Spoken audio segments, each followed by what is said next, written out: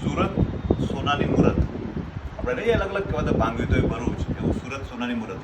તો ચોકસી સાહેબ એનો શું મિનિંગ? એવું કહેવાય છે કે સુરતના જે વિરજી વોરા હતા એ દુનિયાના સૌથી ધનાઢ્ય વ્યક્તિ હતા અને સુરતમાં અકબર બાદશાહે ટંકશાળ શરૂ કરેલું.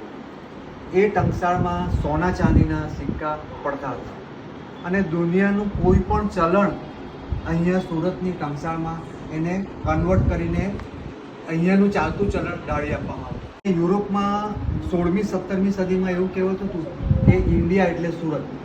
એટલે ત્યાંથી કોઈ પણ નીકળે એમ કહે છે કે હું ઇન્ડિયા જાઉં છું એટલે સમજી લે કે આ સુરત ગયો. એટલે સુરત તે વખતે આખા ભારતમાં આંતરરાષ્ટ્રીય બંદર કહેવાતું હતું કે વિદેશથી જે કંઈ પણ માલ સામાન લાવવો હોય એ પહેલાં સુરત લાવવો પડે. અહીંયાથી એક્સપોર્ટ કરવું હોય કોઈ બી જગ્યાએ ભારતમાં કે